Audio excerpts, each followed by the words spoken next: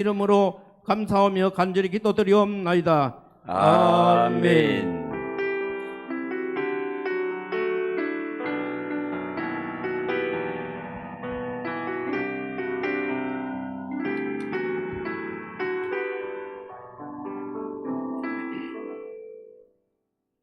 하나님 말씀 신약 성경 마가복음 10장 13절에서 16절입니다.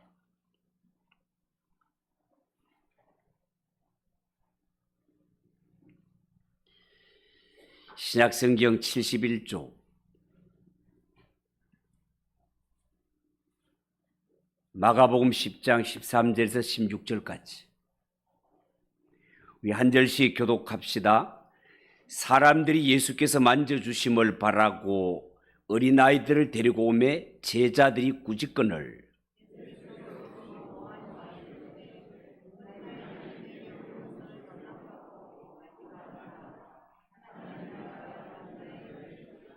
내가 진실로 너희에게 이르노니 누구든지 하나님의 나라를 어린아이와 같이 받들지 않는 자는 결단코 그곳에 들어가지 못하리라 하시고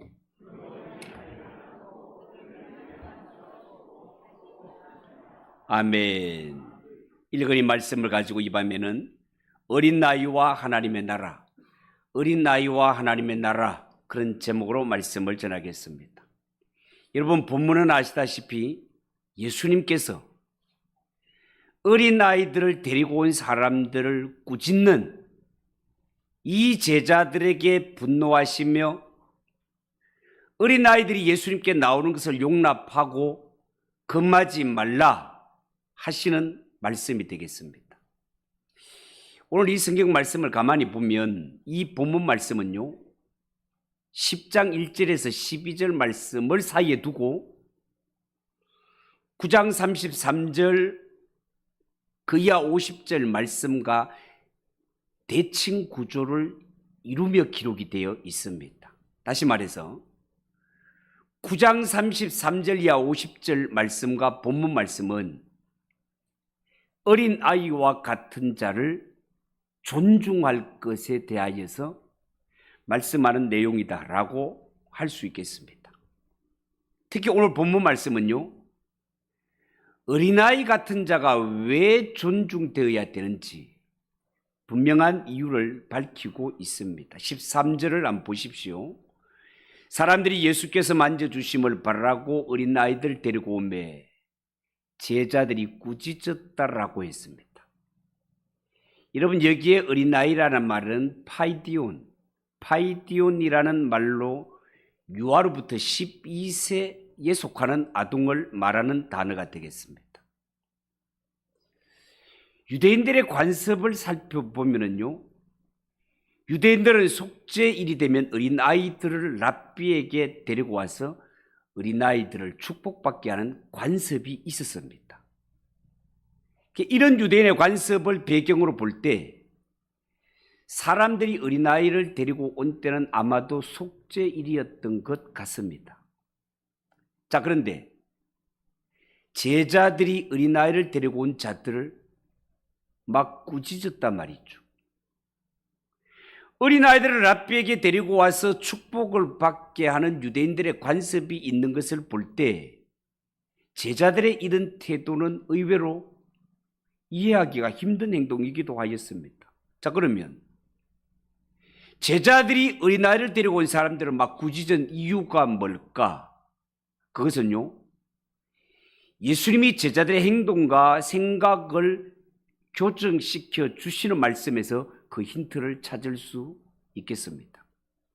14절을 보십시오. 예수께서 보시고 노하시어 이르시되 어린아이들이 내게 오는 것을 용납하고 금하지 말라. 하나님의 나라가 이런 자의 것이니라. 그렇게 말씀했습니다. 여러분 이 말씀을 기초해서 볼 때 제자들은 어린아이가 예수님께 나오는 것 이거는 민폐를 끼치거나 예수님 하시고자 하는 사역에 방해가 된다라고 여겼던 것 같습니다. 이는 제자들이 예수님께서 이루고자 하시는 하나님의 나라를 어떻게 생각하고 하나님에 대하여 어떻게 이해하고 있는가 제자들의 생각을 잘 반영시켜주는 모습이다 하겠습니다. 자, 그러니까 제자들이 생각하고 있는 하나님의 나라, 제자들이 생각하는 하나님의 나라는 누누이 말씀드리지만 그들은 자신들이 가지고 있던 메시아관처럼 군사적인 것으로 착각하고 있었습니다. 군사적이라 하면 구약 시편 2편에 예언된 것처럼 메시아가 오시면 이방 나라를 마치 질그릇을 철장으로 쇠방망이로 질그릇을 깨뜨리듯이 하나님의 백성들을 어렵게 만드는 이 모든 원수의 군사들을 완전히 박살내시고 하나님의 백성들을 구원하실 이런 군사적인 메시아관을 갖고 있었단 말이죠. 제자들은 이런 군사적인 메시아관의 기초에서 예수님이 가져오시는 하나님의 나라도 군사적으로 성취되는 성격으로 착각하고 있었습니다. 잘못 생각하고 있었단 말이죠. 자, 그러면 만약에 오실 메시아가 전쟁을 통해서 하나님의 나라를 세운다면 이런 운동의 어린이들은 낄 틈이 없는 것입니다. 도리어 전쟁의 어린아이는 방해될 뿐입니다. 어린아이들은 이 이방인들과의 험악한 전쟁에 주역이 될래야 될 수 없는 것 아니겠습니까? 전쟁은 장성한 남자의 몫이었단 말이죠.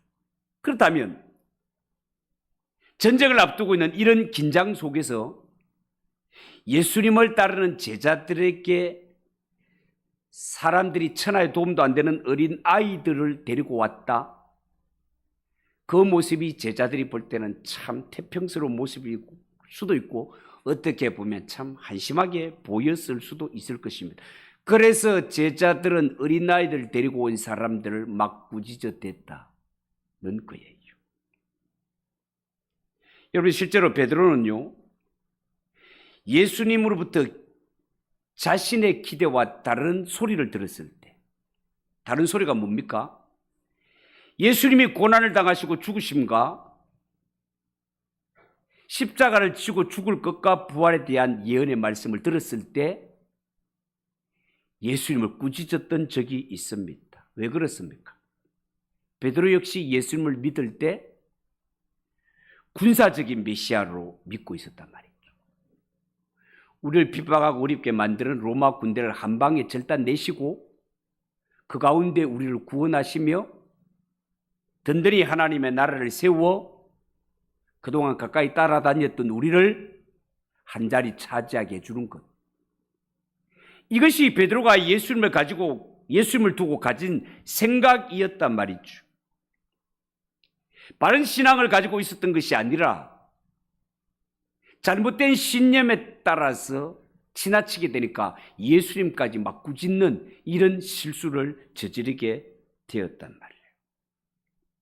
지금 제자들이 아이를 데리고 온 사람들을 막 꾸짖어 대는 것도 자신들이 가지고 있는 잘못된 신념 때문에 지금 이런 우를 범하고 있는 것이다, 그 말입니다.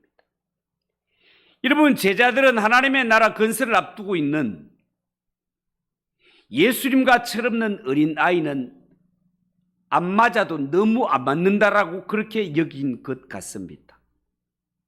예수님의 제자들이 보기는 이제 얼마 있지 않으면 예수님께서 로마를 무찌르고 로마뿐만이 아니라 전 세계를 정복할 군사적 메시아로 기대를 가지고 있는데 이런 생각에 빠져있는 제자들에게 아무짝에 쓸모없는 어린아이들이 나와 떠들어싸고 이런 어린아이를 데리고 온 어른들이 제자들의 눈에 어떻게 보였을까요? 제자들의 눈에는 어린아이들도 이런 어린아이를 데리고 온 어른들도 하나님의 나라를 방해하는 존재로 보였을 뿐이다 말이에요. 그래서 제자들은 이런 모습 앞에 화가 났습니다. 어린아이고 뭐고 데리고 온 어른들도 그냥 싸잡아갖고 같이 책망하기에 바빴습니다. 자, 그러면 제자들의 이러한 태도를 지켜보고 있는 예수님의 반응은 어떠했습니까? 14절에 예수께서 보시고 노하시어 이르시되 어린아이들이 내게 오는 것을 용납하고 금하지 말라. 하나님의 나라가 이런 자의 것인데라. 하나님의 나라가 이런 자의 것인데라. 여러분, 여기서 어린아이들을 내쫓는 이 제자들의 행동을 보고 일어난 예수님의 분노는 그냥 단순한 분노가 아닙니다. 지금 예수님께서 보이는 이 분노는 예수님의 자신의 그 정체, 진정 예수님이 누구신지, 하나님의 나라에 대하여 철저하게 오해하고 있는 제자들을 향한 그러한 의로운 분노였습니다. 여러분, 제자들이 어린아이를 예수님께 데리고 오는 것을 금하는 것, 이것은 그들이 가지고 있는 잘못된 고정관념과 관련이 있는데요. 예수님은 제자들의 신앙 고백이 있은 후에 자신이 고난당할 것과 십자가 지고 죽을 것에 대하여서 거듭하여 가르치셨습니다. 그렇지만 제자들은 예수님이 뭐라 하시든 간에 그들이 가지고 있는 잘못된 고정관념으로 인해서 예수님의 말씀을 전혀 진심으로 받아들이지를 못하고 있습니다. 그러니까 제자들은 여전히 예수님에 대하여 생각할 때 군사적인 메시아, 전쟁에서 승리함으로 말미암아 하나님의 나라를 든든히 세워주고 가까이서 따랐던 우리를 모른 척하지 않으시고 한 자리 주실 것 같은 이런 착각에 빠져 있었단 말이죠. 이런 잘못된 고정관념, 자기 신념을 마치 신앙인 것처럼, 믿음인 것처럼 착각한 제자들, 그들은 틈만 나면 네가 높냐 내가 높냐, 예수님께서는 누가 우리 중에 가장 높은 자리에 앉힐고 이것 때문에 서로 싸우기에 바빴습니다. 지금 모시고 있는 예수님이 어떤 분이시며 어떤 일을 하기 위해 이 땅에 오셨는지 여기에는 전혀 관심이 없었습니다. 그러다가 보니까 어린아이들이 예수님께 나오는 그 복된 길도 내가 스스로 막아버리고 이런 어린아이 하나를 예수님 앞에 더 모시고 오려고 하는 이러한 어른들까지도 막 책망해버리는 이런 일을 저질러 버렸단 말이죠. 이런 일을 저지르고 있으면서도 더 무서운 것은 제자들은 지금 자신들이 잘못을 하고 있다는 사실조차도 몰랐습니다.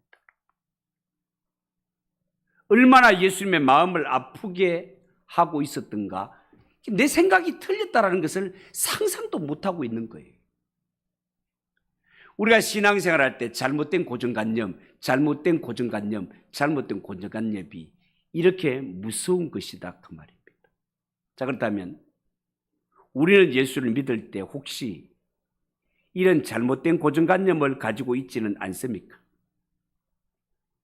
예수를 믿는다 하지만 내 생각대로 내 멋대로 예수를 믿고 있지 않느냐 그 말이에요. 내가 좋아하면 하나님도 좋아할 것이라고 착각하고 성경대로 믿지 않고 내 멋대로 믿고 있지 않느냐 그 말이에요. 그러면 안 됩니다. 그러면 안 됩니다. 운동선수가요, 운동 경기를 잘하는 것도 중요하지만 규칙대로 하지 않으면 메달을 다 박탈당합니다. 지금 월드컵이 진행되고 있지 않습니까? 요즘은 카메라가 얼마나 정확한지 반칙하면 절대로 안 됩니다. 오늘도 보니까 아르헨티나하고 스위스입니까? 8강. 이 8강 경기에서 스위스 선수가 걸리지도 않았는데 걸린 척 해버렸습니다. 뭐 헐리우드 액션이라고 하죠. 얼마나 크게 넘어졌는지 심판이 그렇다고 생각되는 사람에게 노란 딱지를 보였습니다. 옐로우 카드를 보였어요. 경고. 그런데 이 일을 당한 자가 너무너무 억울한 거예요. 나는 걸지도 않았는데 제가 걸린 척하고 행동을 크게 넘어졌는데 심판 사람이니까 잘못 볼 수 있단 말이죠.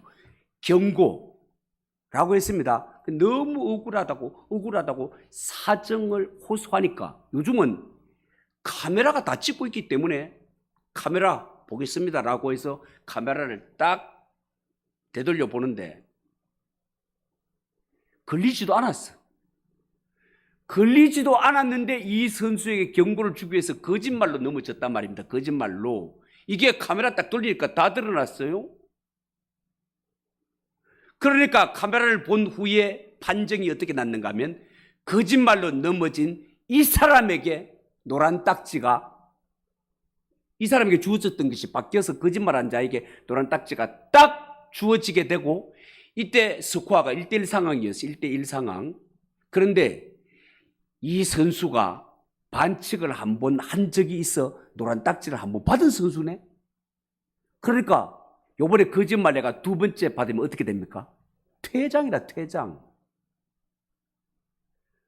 거짓말로 그렇게 했다가 퇴장당하고 스위스가 아르헨티나에게 2대1로 져버렸습니다. 져버렸어요. 그래서 탈락. 왜 이야기를 합니까, 여러분?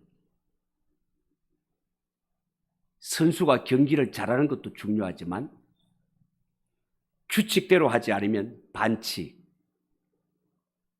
있는 상도 다 빼앗기게 되는 것이 현재 경기의 법칙이단 말이에요. 어쩌면 제 설교를 들으면서 여러분들은 우리 목사님은 너무 고리타분해, 너무 율법적이야 그렇게 판단하기 쉬운데 그러면 안 됩니다, 여러분. 함부로 율법적이다 이런 말들 쓰면 안 돼요. 그냥 우리가 하나님의 말씀을 하라 하지 말라는 이런 설교가 하게 되면 아직도 율법적이야 그런 말을 하지만 성경을 정말 잘 분별해야 됩니다. 우리가 신앙생활을 하면 날수록 하나님께 가까이 가면 갈수록 깨닫는 것이 하나님 앞에 하면 안 되고 해야 하고 하지 말아야 할 것이 분명하게 더 드러나게 됩니다. 여러분들은 그냥 쉽게 생각해서 우리가 예수 믿고 은혜로 구원받았으니까 이제부터 우리는 자유야, 마음대로 살아도 돼, 구속함을 받을 필요가 없어, 이런 생각하기 쉽죠. 천만의 말씀. 정말 성경을 몰라서 그래요. 여러분, 이스라엘 백성들이요, 출애굽한 후에 하나님의 은혜와 능력으로 구원받은 후에 하나님이 그들에게 십계명을 줬다는 걸 명심해야 됩니다. 명심해야 됩니다.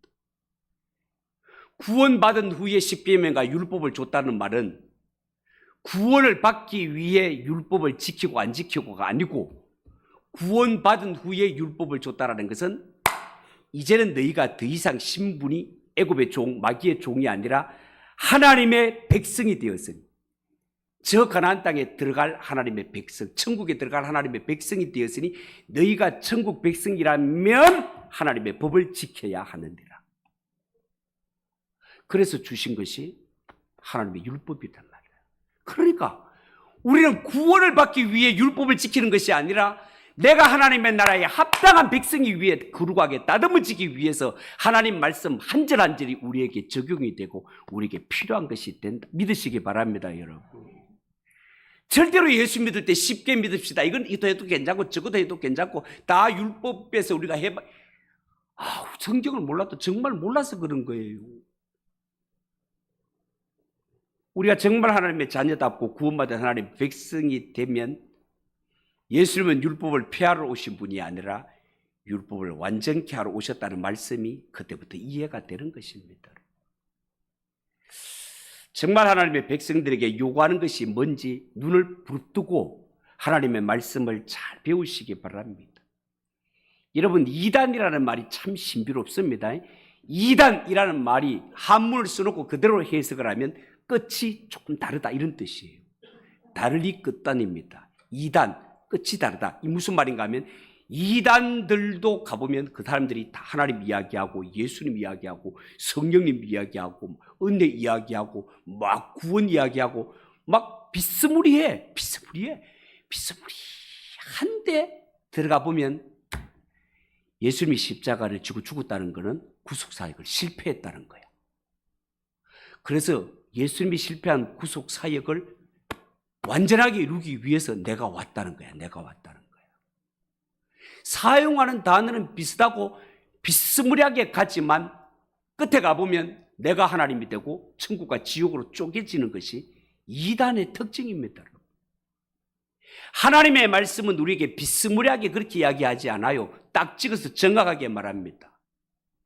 비슷하게 믿으면 안 됩니다, 여러분. 우리가 우주선을 발사할 때 이 지구에서 저 달나라를 향해 화성을 향해서 딱 쏠 때 0.0000001mm만 빗뚫어도 우주선이 출발하면 그 자리에 가보면 0.0000001mm만 틀렸어도 거기에 가보면 도착할 수가 없습니다. 우주 미아가 되고 맙니다. 정확하지 않으면 하나님이 약속하신 그곳에 갈 수 없다 그 말이에요. 그러므로 우리가 신앙생활 할 때는 내가 가진 신앙이 하나님이 요구하는 신앙인지 성경대로의 믿음인지를 꼭 점검해야 됩니다. 이 성의 세계, 영적 세계는 비스무리한 것 안 통합니다. 내 멋대로 신앙 안 통합니다. 반드시 성경대로 믿어야 됩니다. 그렇지 않으면 제자들과 같은 우를 범하게 될 것이고 예수님으로부터 책망을 면치 못할 것입니다. 그래도 책망을 듣고 바로잡으면 다행입니다. 그러나 책망을 들음에도 불구하고 끝까지 자기 고집을 내세우고 성경으로 하나님의 뜻으로 돌아오지 않으면 그 영혼은 천국 간다라고 보장할 수 없는 것입니다. 여러분, 당시에 제자들이 가지고 있었던 잘못된 이 고정관념, 대다수의 유대인들이 가지고 있던 고정관념이었습니다. 메시아가 오면 전쟁을 통하여 쇠방망이를 들고 우리를 괴롭힌 민족들을 완전히 질그릇을 부수듯이 박살내고 그 가운데서 우리를 구원하시고 우리를 존귀하게 하신다는 그 군사적인 메시아 관말입니다. 대다수의 유대인들은 이런 메시아관을 가지고 있었단 말이에요. 그러나 예수를 믿으면서 명심하고 또 명심해야 되는 것이 진리는 그것을 믿고 따르는 사람이 많다고 해서 반드시 진리가 아니라는 것입니다. 여러분, 진리는 다수결의가 아닙니다.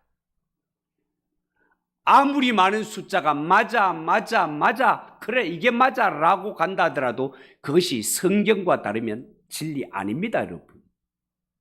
아무리 구름대를 이루고 가더라도 아닙니다. 그러나 단 한 사람이 걸어가더라도 그 길이 성경대로의 길이라면 그 길이 진리임을 믿으시기 바랍니다. 신앙은 절대로 다수결이 이런 것이 아니단 말이에요. 여러분, 이 세상에는요, 다수가 믿으면 그것이 진리인 것처럼 잘못 착각하는 고정관념들이 분명히 있습니다. 이런 잘못된 고정관념이 어린 아이들을 예수님께 데려오는 것 잘못이라고 책망하기까지 그렇게 잘못을 불러오는 것을 보게 됩니다. 그렇지만 예수님께서는 이런 잘못된 행위를 분노하시고 어린아이가 나에게 오는 것 용납하고 금하지 말라. 왜? 하나님의 나라는 이런 자를 위해서 준비된 나라라고 했기 때문에 그렇습니다. 여러분, 여기서 말하는 어린아이는 그냥 보통 사람들이 생각할 때는 어린아이는 겸손하고 어린아이는 순진하고 어린아이는 죄가 없기 때문에 하나님의 나라가 이런 자의 것이다라고 해석을 하고 그런 해석도 취할 수도 있습니다. 그런데 제가 볼 때는 어린아이와 같이 되지 아니하면 하나님의 나라에 들어갈 수 없다. 하나님의 나라는 이런 어린아이와 같은 자를 위해서 준비된 나라다라고 하는 것에는 어린아이의 특징은 자신의 힘으로 할 수 있는 것이 아무것도 없습니다. 반드시 부모님이 도와줘야 되고 반드시 부모님의 도움을 100% 필요하라는 자가 어린아이다 말이죠. 하나님의 나라는 이런 어린아이들을 위해 준비된 나라라는 것은 천국은 내 공로, 내 의로 들어갈 수 있는 나라가 아니라는 것입니다. 어린아이에게는 부모님의 절대적인 도움이 필요한 것처럼 이 세상에 하나님의 도움 없이 나는 나 스스로 뭐든지 할 수 있어, 구원도 만들 수 있어 라고 하는 이런 생각, 군사적인 메시아감, 전쟁을 통해서 능력을, 승리를 내가 이겨서 쟁취하는 이러한 정신을 가지고는 결단코 하나님의 나라에 들어갈 수 없고, 어떤 생각을 가진 자라에 들어간다? 어린아이처럼. 부모의 도움이 없으면 나는 아무것도 아닙니다. 하나님이 날 도와주시지 않으면 나는 아무것도 아닙니다. 예수님이 날 도와주시지 않으면 나는 아무것도 아닙니다. 나의 나된 것은 모든 것이 하나님의 은혜입니다. 이 사실을 아는 것을 하나님의 나라를 어린아이와 같이 받든다라고 그렇게 표현하고 있는 거예요. 사랑하는 성도 여러분, 우리가 신앙생활을 할 때 말입니다, 때로는 내 생각과 하나님의 생각이 서로 상충될 때가 있습니다. 부딪힐 때가 있단 말이에요. 내 생각과 하나님의 생각이 부딪힐 때가 있습니다. 이런 때에 인간이 고집을 부리지 못하고 내가 뭐를 할 수 있다, 나는 뭐를 다 알고 있다라고 생각하는 자는 하나님의 생각까지도 무시해버리고 내 생각대로 내 멋대로 달려가 버립니다. 이거 신앙 아닙니다, 여러분. 하나님의 생각과 내 생각이 부딪힐 때는 내 모든 그럴듯한 생각도 다 내려놓고 하나님을 따라갈 수 있어야 됩니다. 그런데 우리는 하나님의 뜻이 내 머리로 이해가 되지 않고 내 가슴으로 포용할 수 없어서 하나님의 뜻을 무시해버리고 내 뜻대로 갈 때가 많습니다. 틀렸습니다. 우리의 신앙생활은 언제나 하나님 앞에 어떻게 생각해야 되는가 하면 하나님은 언제나 100점, 나는 언제나 빵점. 따라해 봅시다. 하나님은 100점, 나는 빵점. 이 사실을 명심하고 하나님의 생각과 내 생각이 부딪힐 때는 다 내려놓고 겸손하게 하나님의 뜻을 앞세워 하나님의 뜻 앞에 아멘할 수 있는 성도들이 되시기를 바랍니다. 나는 예수님을 믿습니다, 나는 하나님을 믿습니다라는 말 속에는 뭐가 들어있다? 나는 살아가면서 나를 믿지 않겠습니다. 내 생각이 아무리 옳은 것 같고 내 생각이 아무리 맞는 것 같아도 진짜 신앙 살아오면서 삶을 살아본 거 돌아보면 하나님은 언제나 옳으셨고 나는 언제나 틀렸다는 사실을 깨달을 수 있단 말이죠. 그래서 우리는 하나님 앞에 나는 더 이상 나를 믿지 않습니다. 나는 하나님을 믿습니다. 예수를 믿습니다. 나를 믿지 않습니다. 이것이 그냥 구호에서만 그칠 것이 아니라 하나님의 나라는 나는 하나님의 도우심, 하나님의 은혜와 예수님의 사랑 아니면 나는 구원받을 수 없습니다. 모든 것이 하나님의 은혜고 모든 것이 예수님의 은혜입니다. 이것이 어린아이와 같이 하나님을 받드는 이러한 모습이라는 것을 여러분 명심하시고 하나님의 나라는 이러한 신앙, 이러한 모습을 가진 자에게 예비된 나라라는 사실을 명심하시고 이 믿음 소유하는 성도들 되시기를 주님의 이름으로 축복합니다. 기도하겠습니다. 하나님 아버지, 은혜를 감사합니다. 하나님의 나라 어린아이와 같이 받들지 않으면 결단코 들어갈 수 없다고 했습니다. 내가 잘나서 들어가는 것 아닙니다. 내가 능력이 있어서 들어가는 것 아닙니다. 하나님이 아니면 우리는 큰일 날 뻔한 자들입니다. 예수님 아니면 우리는 지옥 밑바닥에 갔을 자들입니다. 나의 나된 것은 다 하나님의 은혜인 줄 알고 하나님만 높이고 십자가만 자랑하는 성도들이 되게 하옵소서. 예수님의 이름으로 기도하옵나이다. 아멘.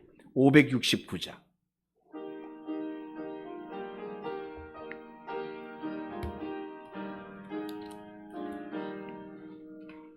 선한 목자 되신 우리 주 항상 인도하시고 푸른 풀밭 좋은 곳에서 우리 먹여주소서. 선한 목자 구세주여 항상 인도하소서. 선한 목자 구세주여 항상 인도하소서. 양의 문이 되